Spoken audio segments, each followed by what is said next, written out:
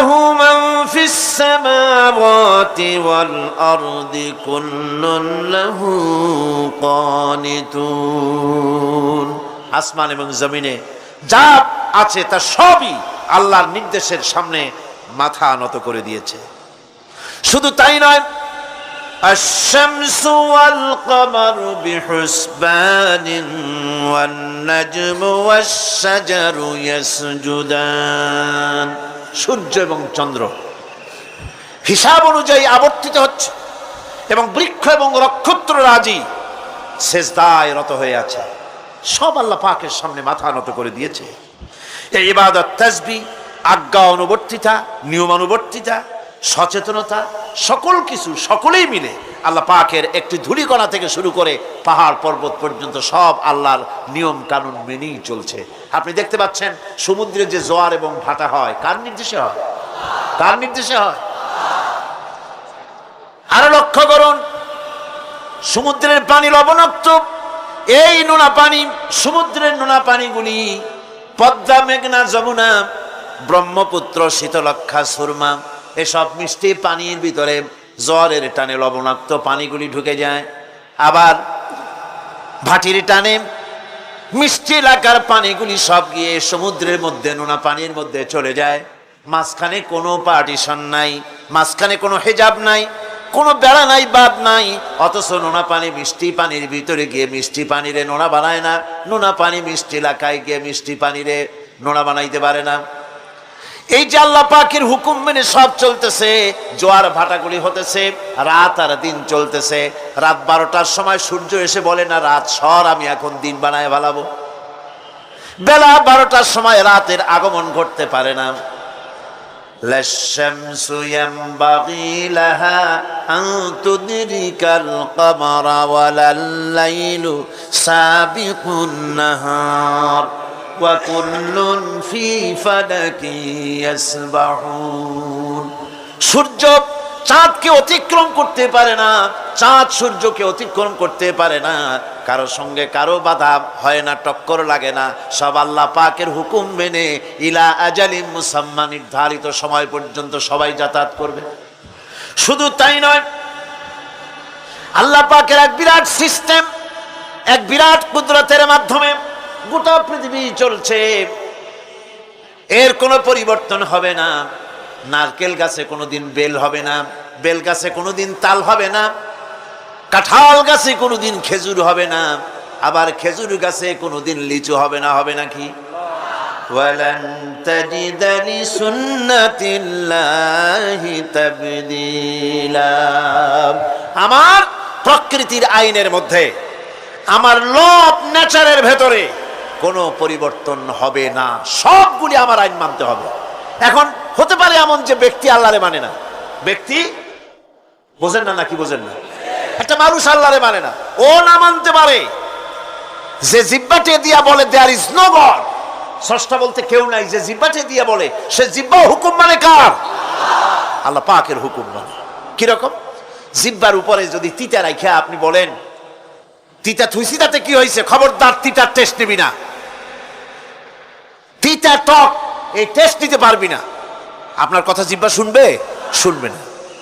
ওর উপরে যে নির্দেশটা আছে সেই নির্দেশ অনুযায়ী সে কাজ করবে।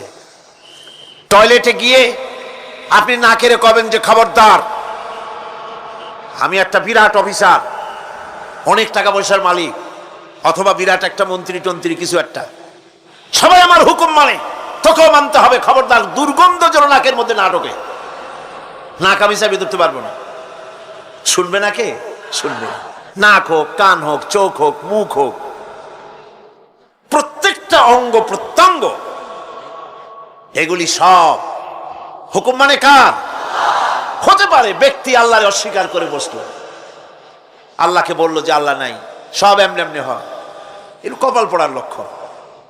কিসের লক্ষণ? কপাল পড়ার লক্ষণ। সব বোঝে। একটা মাইক দেখলে কয় যে না, কেউ এটারে বানাইছে।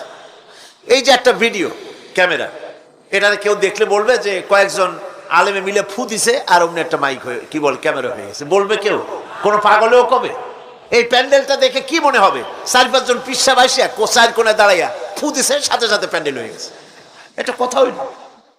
একটা ছোট্ট টেবিল, একটা চায়ের কাপ দেখলে পরে মানুষ বলে নিশ্চয়ই এটা কেউ বানাইছে।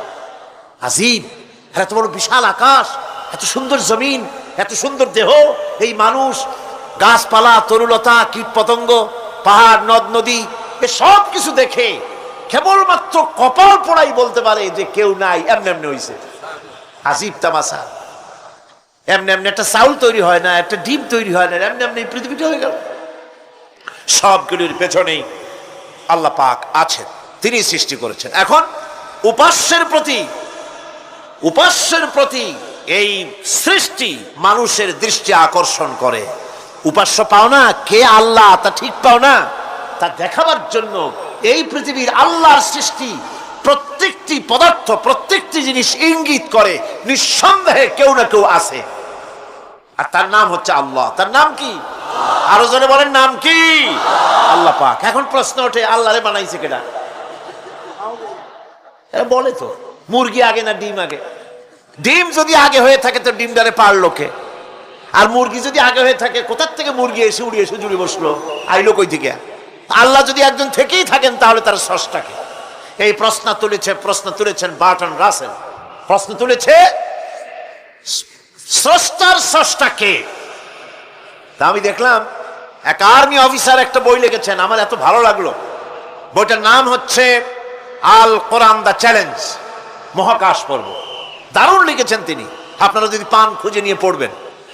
সে বইয়ের শেষ ভাগে গিয়ে তিনি এটার জবাব দিয়েছেন, স্রষ্টার স্রষ্টাকে তাই তুমি তালাশ করো, কানা চায় মানে কুজো চায় শীতই শুইতে। একটা লবণ কণার দৃষ্টান্ত তিনি দিয়েছেন। একটা লবণ কণা, একটি লবণ কণার ভিতরে যতগুলি মলিকুল থাকে, একটা লবণ কণার ভিতরে যতগুলি ক্যালাস থাকে, একটা লবণ কণার ভিতরে যতগুলি উপকরণ আর উপাদান থাকে, অর্থাৎ একটা লবণ কণা যত উপকরণ, যত উপাদান ধারণ করে, তার ধারণ ক্ষমতা যতখানি, এতখানিক জিনিস ধারণ করতে 1000 বার্টন রাসেলের মগজের দরকার। একটা লবণ কণা, সেইটা চিন্তা করাই কঠিন।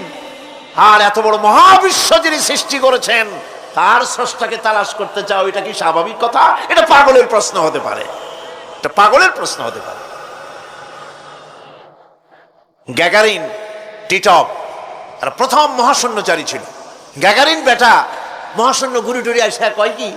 কয় যে মুসলমানেরা যারে কয় আল্লাহ, হিন্দুরা যারে কয় ভগবান, খ্রিস্টানরা যারে কয় গড, মহাশূন্য এত ঘুরলাম, আল্লাহরেও দেখলাম না, ভগবানও দেখলাম না। আজীব তামাশা।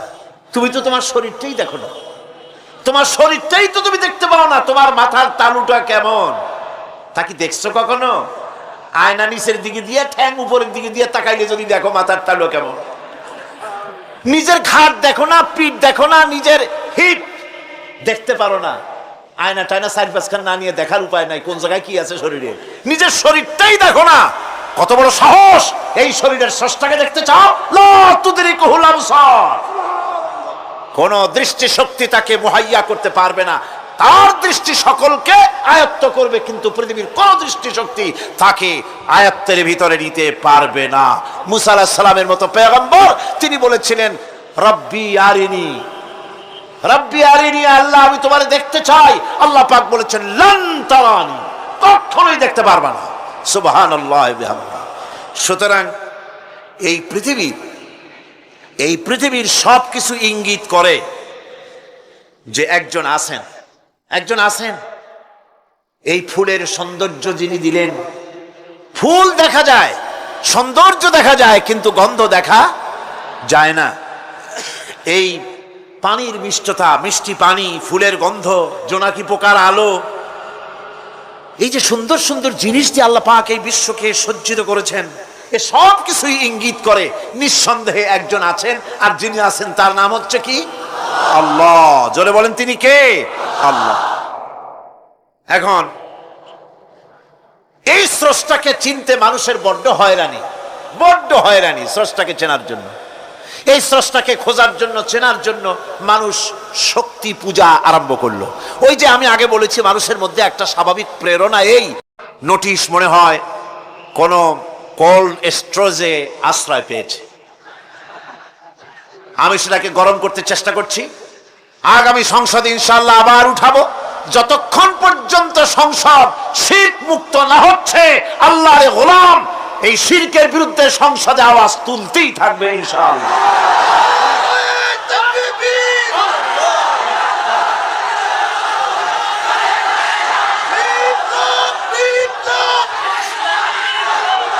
সুতরাং আজ ইজহারে তাদাল্লুল, মানুষ নিজেকে ছোট করবে কেবলমাত্র আল্লাহর কাছে। কার কাছে? আল্লাহ ছাড়া কারো সামনে মানুষ মাথা নত করতে পারবে না। এমনকি আমার দেশের কোর্টগুলিতে জজ সাহেবদেরকে বলা হয় মিলর্ড, আমার প্রভু। ব্রিটিশের শেখানো কথা, কোন মুসলমান উকিলের এমন কথা বলা উচিত নয়, জায়েজ নয়, হারাম। এ ধরনের কাস্টমস, এ ধরনের ট্র্যাডিশন উৎখাত করা উচিত। মাননীয় স্পিকার, মাননীয় জজ সাহেব, সম্মানিত জজ সাহেব এভাবে বলতে পারেন, কিন্তু আমার প্রভু, প্রভু তো মুসলমানের একজন। প্রভু কয়জন? তার নাম কি? এই 4-5 জনে কইলেন আল্লাহ। আল্লাহর নাম নিতে দুঃখ লাগে, ভয় করে, লজ্জা করে? চিল্লা এখন প্রভু কে? আল্লাহ সুবহানাহু ওয়া তাআলা। সুতরাং তার সামনে মাথা নত করতে হবে। এখন বন্দিগি বা আনুগত্য, আমি এই জিনিসটা একটা দৃষ্টান্তের মাঝে আপনাদের সামনে পেশ করতে চাই। খুবই গুরুত্বপূর্ণ বিষয়, আপনারা শুনলে আশা করি আল্লাহ পাক আমাদেরকে ফায়দা দান করবেন। আমি দোয়া চাই এই গুরুত্বপূর্ণ বিষয়টি যেন গুছিয়ে আপনাদের সামনে পেশ করতে পারি, আল্লাহ পাক যেন তৌফিক দান করেন। বন্দিগি বা আনুগত্য, এই আনুগত্যটার একটা দৃষ্টান্ত এভাবে দেওয়া যায়, যেমন চাকর মনিবের আনুগত্য করে। চাকর কার আনুগত্য করে? মনিবের। মনিব যা বলে চাকর সেগুলিকে মান্য করে। এটাকে আরেকটু বড় করে যদি দেখতে চান তাহলে এভাবে বলা যায়, জনগণ, একটা দেশের জনগণ সরকারের আনুগত্য করে। সরকার যা বলে সরকারের আনুগত্য করে। মানুষ তার নিজের অজান্তেও কোর্টে, কাছারিতে, আদালতে, রাস্তায়, নৌকায়, স্টিমারে, প্লেনে, শিক্ষাঙ্গনে, সর্বত্র একটি দেশের জনগণ একটা সরকারের আইন নিজের অজান্তেই মেশিনের মতো পালন করে চলে, ঠিক কিনা? এই দৃষ্টিতে যে পরিমাণ লোক কোন সরকারের কর্তৃত্ব সীমায় বাস করে এবং তার আইনের অনুবর্তন করে, তাদের সম্পর্কে আমরা বলতে পারি জনগণ অমুক সরকারের আনুগত্য করছে। আর এটাকে যদি আরবিতে বলেন তাহলে বলা যায় এভাবে, জনগণ অমুক সরকারের ইবাদত করছে, আনুগত্য করছে, দাসত্ব করছে, গোলামি করছে।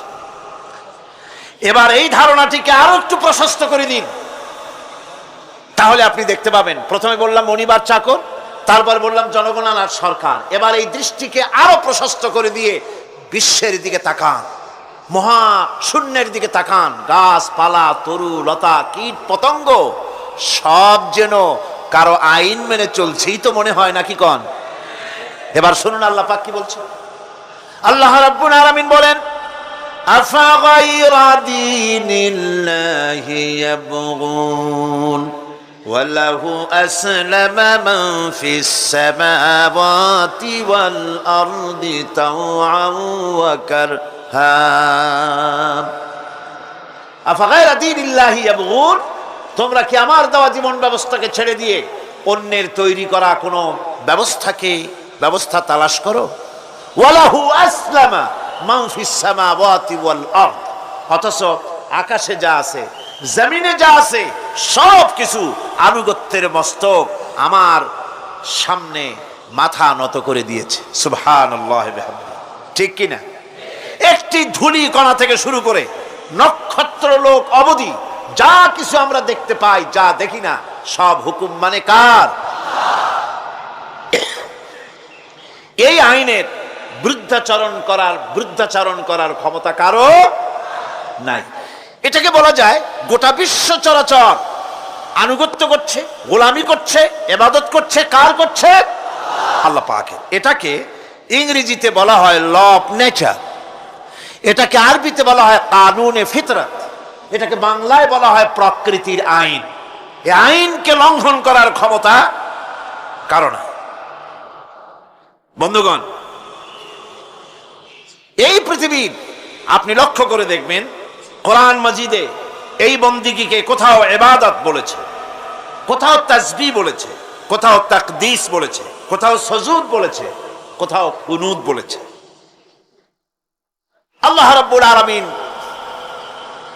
এই ইবাদতকে, আল্লাহ পাকের এই আনুগত্যকে বিভিন্ন শব্দে ব্যবহার করেছে। যেমন وَلَهُ مَنْ فِي السَّمَاوَاتِ وَالْأَرْضِ وَمَنْ عِنْدَهُ لَا يَسْتَكْبِرُونَ عَنْ عِبَادَتِهِ وَلَا يَسْتَحْسِرُونَ। আসমান এবং জমিনে যা কিছু আছে সব আল্লাহ পাকের, আর যে সব ফেরেশতারা তার নিকটে আছে তারা সবাই আল্লাহ পাকের বন্দেগী করছে। আল্লাহ পাকের বন্দেগী করার ভিতরে কেউ ত্রুটি করছে না। ইউসাব্বিহুনাল লাইলা ওয়ান নাহারা লা ইয়াফতুরুন। তারা রাত দিন তার প্রশংসা কীর্তনে মাথা নত করে দিয়ে কোন রকমের বিশ্রাম ছাড়া, শৈথিল্য ছাড়া সব আল্লাহ পাকের জিকির করছে, তাসবিহ করছে, আনুগত্য করছে। আকাশের সমস্ত ফেরেশতারা, কত ফেরেশতা তার তো কোনো ঠিক ঠিকানা নাই। কত লক্ষ লক্ষ ফেরেশতা আছে শুধু রুকুর হালতে আছে, কেউ তো সেজদার হালতে আছে, কেউ তো কিয়ামের হালতে আছে। আর যার উপরে যে ডিউটি আছে সেই ডিউটি পালন করছে, সব আল্লাহ পাকের আনুগত্য করে চলছে। এভাবে করে আল্লাহ পাক বলছেন যে আমার আনুগত্য এবং আমার তাসবিহ, আমার গুণকীর্তন করার জন্য সবাই এর মধ্যে ব্যস্ত আছে।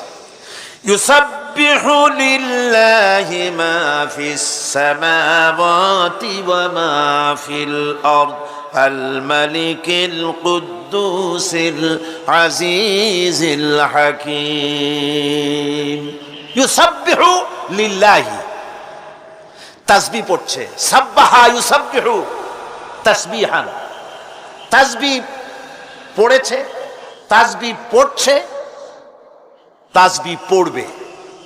কিয়ামত পর্যন্ত যা কিছু আছে আকাশে, যা কিছু আছে জমিনে, যা কিছু আছে এর মাঝখানে সব তাসবিহ পড়ছে কার? আল্লাহ পাকের জিকির করছে, তাসবিহ করছে।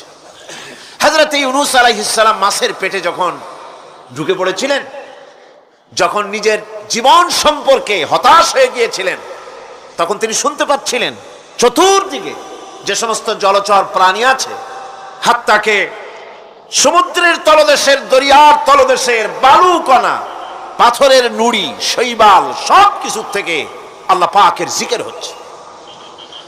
ভিতর থেকে আওয়াজ আসতেছে আল্লাহ আল্লাহ আল্লাহ আল্লাহ আল্লাহ আল্লাহ আল্লাহ আল্লাহ আল্লাহ। জোরে বলেন আল্লাহ আল্লাহ আল্লাহ আল্লাহ আল্লাহ আল্লাহ আল্লাহ। হযরত ইউনূস আলাইহিস সালাম তখন বললেন লা ইলাহা ইল্লা আনতা সুবহানাকা ইন্নী কুনতু মিনাজ জালিমিন। লা ইলাহা ইল্লা আনতা, তুমি ছাড়া কোনো ইলাহ নাই। আমি তোমার প্রশংসা করছি, আমি তোমার পবিত্রতা ঘোষণা করছি। আমি নিজের উপর জুলম করেছি। গাছপালা, তরুলতা সব তাসবিহ পড়ছে, জিকির করছে কার? আল্লাহ পাক। এই জন্য রাসূল কারীম সাল্লাল্লাহু আলাইহি ওয়াসাল্লাম বলেছেন গাছের পাতাটিও ছিল না, প্রয়োজন হলে গাছটা কেটে ফেলো, কিন্তু বিনা প্রয়োজনে গাছের পাতাও ছিল না, কারণ গাছের পাতা আল্লাহ পাকের জিকির করছে। কার জিকির করে? গাছপালা, তরুলতা, কীট পতঙ্গ সব আল্লাহ পাকের তাসবিহ করছে, জিকির করছে। কোরআনে কারীম বলছে ওয়ালিল্লাহি মুলকুস সামাওয়াতি ওয়াল আরদি ওয়া ইলাল্লাহিল মাসির। আকাশ মণ্ডল এবং জমিনের বাদশাহী আল্লাহ পাকের, এবং তারই কাছে আমাদের সকলকে ফিরে যেতে হবে। মালিক হচ্ছেন তিনি। আর তার তাসবিহ আকাশ জমিন যা দেখতে পাই, যা দেখতে পাই না, এর মধ্যস্থিত যা কিছু আছে সব কিছুই আল্লাহ পাকের তাসবিহ গুণকীর্তনে সব নিরত আছে। অন্য আয়াতে আল্লাহ পাক বলেন ওয়ালা ইলা কওমিহি ফাকালা ইয়া কওমি ইবুদুল্লাহা মা লাকুম মিন ইলাহিন গায়রু। আল্লাহ পাক বলেন আমি নূহ আলাইহিস সালামকে তার কওমের জন্য নবী করে পাঠালাম, আর নূহ আলাইহিস সালাম তার জাতিকে ডেকে বললেন, ও আমার জাতি, ও আমার সম্প্রদায়, এক আল্লাহর গোলামি করো, তিনি ছাড়া তোমাদের কোনো রব নাই, ইলাহ নাই, মাবুদ নাই। হুদ আলাইহিস সালাম সম্পর্কে আল্লাহ পাক বলছেন, ওয়াইলা আদিন আখাহুম হুদান ক্বালা ইয়া কওমি ইবুদুল্লাহা মা লাকুম মিন ইলাহিন গায়রু। হুদকে আমি সামুদ জাতির জন্য, আমি সালেহ আলাইহিস সালামকে তার জাতির জন্য পাঠাইছি, হুদকে তার জাতির জন্য পাঠাইছি, এবং তারা সকলেই বলেছেন হে আমার জাতি, এক আল্লাহর গোলামি করো, এক আল্লাহর দাসত্ব করো, আর কারো গোলামি করা যাবে না।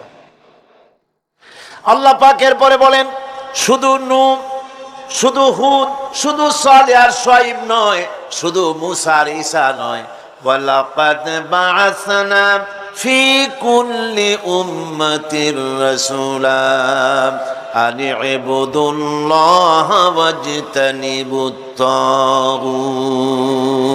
আমি প্রত্যেক জাতির জন্যই রাসূল প্রেরণ করেছি, এবং সকলেই দাওয়াত দিয়েছেন আন ইবুদুল্লাহ ওয়াজতানিবুত তাগুত, এক আল্লাহর গোলামি করো, এক আল্লাহর আনুগত্য করো, আর তাগুতকে বর্জন করো। তাগুত হচ্ছে সেই শক্তি যে শক্তি শুধু নিজেই আল্লাহর আইন অমান্য করে না, অন্যদেরকেও অমান্য করতে বাধ্য করে, তাকে কি বলা হয়? কোরআনে কারীম বলছি, ওয়ামা আরসালনা মিন ক্বাবলিকা মির রাসূলিন ইল্লা নূহি ইলাইহি আন্নাহু লা ইলাহা ইল্লা আনা ফা'বুদুন। আল্লাহ পাক বলছেন, হে নবী, তোমার পূর্বে এই পৃথিবীতে আমি যাদেরকে পাঠিয়েছি তাদের সকলের প্রতি আমি এই ওহী অবতীর্ণ করেছিলাম যে তারা তার জাতিকে বলবে, লা ইলাহা ইল্লা আনা, আমি ছাড়া কোনো ইলাহ নাই, অর্থাৎ আল্লাহ ছাড়া কোনো ইলাহ নাই। এই কথাটা নবীরা সকল জাতির কাছে তারা বলবে, এই বলে ওহী নাজিল করেছে, এবং তারা বলবে একমাত্র আল্লাহ পাকের গোলামি, তার আনুগত্য জীবনের সকল ক্ষেত্রে করতে হবে, তিনি ছাড়া কোনো ইলাহ নাই, এটাকে বিশ্বাস করতে হবে। মেরাজ উপলক্ষে আল্লাহ পাক রাসূল করিম সাল্লাল্লাহু আলাইহি ওয়াসাল্লামকে যে পেগাম দিয়েছিলেন, যে হাদিয়া দিয়েছিলেন, যে 14টি পেগাম ছিল, তার মধ্যে প্রথম পেগাম যেটা ছিল সেটা ছিল কি? وَقَضَى رَبُّكَ أَلَّا تَعْبُدُوا إِلَّا إِيَّاهُ وَبِالْوَالِدَيْنِ إِحْسَانًا। তোমার রবের পক্ষ থেকে এটা চূড়ান্ত রূপে ফয়সালা হয়ে গিয়েছে, চূড়ান্ত ফয়সালা হয়ে গিয়েছে যে দাসত্ব, গোলামি, আনুগত্য করতে হবে কেবলমাত্র আল্লাহ সুবহানাহু ওয়া তাআলা। আল্লাহ পাকের গোলামি ছাড়া কারো গোলামি করা যাবে না। এখন এই গোলামিটা কি জিনিস, আসুন আমরা ব্যাখ্যা করে আলোচনা করে বুঝতে চেষ্টা করি গোলামিটা কি। এটি হচ্ছে, এটা মানুষের একটা স্বভাবজাত প্রবৃত্তি। মানুষের সামনে মানুষ কারো না কারো আনুগত্য করতে চায়, এটা তার রুহের মধ্যে, তার রক্তের মধ্যে, তার দেহের মধ্যে এটা মিশ্রিত রয়েছে। যেমন মানুষ ক্ষুধা লাগলে ক্ষুধা নিবৃত্তি করার জন্য আহারের আশ্রয় গ্রহণ করে, ঠান্ডা লাগলে শীত বস্ত্রের আশ্রয় নেয়, ক্ষুধা লাগলে খাদ্যের আশ্রয় নেয়, গরম লাগলে বৃষ্টি হলে ঘরের মধ্যে আশ্রয় নেয়, মনের ভাষা ব্যক্ত করার জন্যে, মনের কথা ভাবের আদান প্রদান করার জন্য ভাষার আশ্রয় গ্রহণ করে। ঠিক এগুলি যেমন তার সহজাত প্রবৃত্তি, ঠিক অনুরূপ ভাবে উপাসনার প্রেরণা তার মধ্যে স্বাভাবিকভাবেই উপাসনার প্রেরণা তার মধ্যে ঢুকিয়ে দেওয়া রয়েছে। কারো না কারো সামনে তার মাথা নত করা, এটি একটি স্বাভাবিক প্রেরণা। ইবাদতের ধারণা প্রকৃতপক্ষে এটি একটি ব্যাপক ধারণা। এর প্রথমে এটাকে দুই ভাগে ভাগ করা যায়, একটা হচ্ছে বন্দিগি এবং আনুগত্য, আর একটা হচ্ছে পূজা বা অর্চনা। বন্দিগি এবং আনুগত্যের ব্যাপারটা হচ্ছে যে উচ্চতর কোনো একটি সত্তার সামনে মাথা নত করে দেওয়া, যেটাকে আরবিতে বলা হয় ইজহারে তাজাল্লুল, নিজেকে ছোট করা, নিজেকে ছোট করা। এই নিজেকে ছোট করাটা, এটা কিন্তু আল্লাহ পাক ছাড়া কারোর সামনে মাথা নত করা, কথা বুঝেন না নাকি? আল্লাহ ছাড়া কারোর সামনে মাথা নত করা যাবে না। আমি যখন পার্লামেন্টে ঢুকলাম, সর্বপ্রথম, জীবনে তো আর যাই নাই কোনোদিন, ঢুকলাম, ঢুকে দেখি অধিকাংশ লোক ঢুকছেন রুকুর হালতে আর বেরোচ্ছেন রুকুর হালতে। কারণটা কি আমি বুঝলাম না, বিষয়টা কি, এরকম করে কেন? পরে একজনকে জিজ্ঞেস করলাম যে বিষয়টা কি। তারা বললেন যেভাবে রুলস অফ প্রসিডিওর এটা লেখা আছে, এরকম করে মাথা নিচু করে ঢুকতে হয়। কোথায় আছে? আমি রুলস অফ প্রসিডিওর নিলাম, দেখলাম তার ভিতরে সত্যি সত্যি লেখা আছে, article number 263 rules of procedure, যে বই দিয়ে, যে বিধান দিয়ে সংসদ চলে, এর ভিতরে পরিষ্কারভাবে লেখা রয়েছে সংসদ সদস্যগণ এই হাউসের ভিতরে প্রবেশ করাকালীন এবং বহির্গমনকালীন স্পিকারকে সম্মান জানাবার জন্য মাথা নিচু করে ঢুকবেন আর বেরোবেন। আমি বিষয়টা জেনে নিলাম, এবং কথা, পার্লামেন্ট এমন একটা জায়গা যেখানে কথা বলতে চাইলেই বলা যায় না। অনেকে মনে করে তাদের এমপিরা খালি বসে থাকে, কথা কয় না কেন? কথা বলতে জানা লাগবে, বিধি জানতে হবে। ওখানে দাঁড়ালেই জিজ্ঞেস করে কোন বিধিতে কথা বলবে, এবং বিধি যদি জানা না থাকে তাহলে আহাম্মকের মতো খাড়ায় থাকতে হবে। তা আমি বিধি জানতে চেষ্টা করলাম। পরের দিন, 3 দিনের দিন, আমি সব গোছায় টোছায় নিয়ে উপস্থিত হলাম, সংবিধান পড়লাম, রুলস অফ প্রসিডিওর পড়লাম, এরপরে আমি ফ্লোর নিলাম।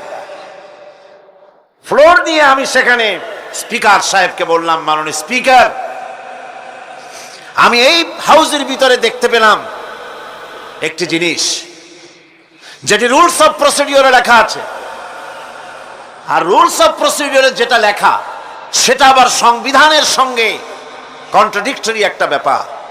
সংবিধানে বলা হয়েছে আল্লাহর উপর ঈমান এবং আস্থাই হবে গোটা জাতির লক্ষ্য। তো যেখানে আল্লাহর উপর ঈমান এবং আস্থার কথা বলা হয়েছে, সেইখানে আল্লাহর নির্দেশের খেলাপ করা হচ্ছে। মাথা নত করে আপনাকে সম্মান জানাবার জন্য যে প্রসেস, যে সিস্টেম, যে কাস্টমস, যে ট্র্যাডিশন তৈরি করা হয়েছে, তা সম্পূর্ণ ইসলাম বিরোধী, এটি সম্পূর্ণ শিরক। যেহেতু মানুষ আল্লাহ ছাড়া সম্মান দেখাবার উদ্দেশ্যে আর কারো সামনে মাথা নত করতে, ইন্না শিরকা লাযুলমুন আযীম, এটি হলো মস্ত বড় গুনাহ, মস্ত বড় অপরাধ। আমি বললাম, রাসূল করিম সাল্লাল্লাহু আলাইহি ওয়াসাল্লাম বলেছেন, তোমাকে যদি কেটে টুকরা টুকরা করে ফেলানো হয়, অথবা তোমাকে যদি জ্বালিয়ে পুড়িয়ে ভস্ম করা হয়, তবুও তুমি শিরক করতে পারবে না। সুতরাং এই সংসদে যেটা হচ্ছে এটা সম্পূর্ণ শিরক, এটা কবিরা গুনাহ, এটা হারাম। এটাকে রুলস অফ প্রসিডিওর থেকে উঠিয়ে দেওয়ার জন্য, এটা বন্ধ করার জন্য আপনার প্রতি আমি আবেদন জানাচ্ছি। আমি আমার বলা শেষ করলাম, ওয়ামা আলাইনা ইল্লাল বালাগ। যদি এটি কার্যকরী করা না হয়, তাহলে আপনি এবং সংসদে যারা আছেন, যারা এটা আমল করবেন, কিয়ামতের দিন অবশ্যই আল্লাহর দরবারে আসামি হবেন। স্পিকার সাহেব, আমি অবাক হলাম, আমাদের সুশিক্ষিত স্পিকার, তিনি ডানে বায়ে কারো চেহারার দিকে তাকান নাই, কারো চোখের ইঙ্গিতে কথা বলার চেষ্টা করেননি। আমার বক্তব্য কোরআনের বক্তব্য, কথা তো আমার না, কথা কোরআনের। কোরআনের বক্তব্য তার হৃদয় স্পর্শ করেছে। সঙ্গে সঙ্গে স্পিকার বলেছেন, আমি আপনার বক্তব্যের সাথে সম্পূর্ণ একমত, কিন্তু আমি তো এটাকে উঠাইতে পারবো না, এটাকে আমি উঠাতে পারবো না, এটা আমার ইখতিয়ারের বাইরে, এজন্য আপনাকে নোটিশ দিতে হবে। আমি নোটিশ দিলাম,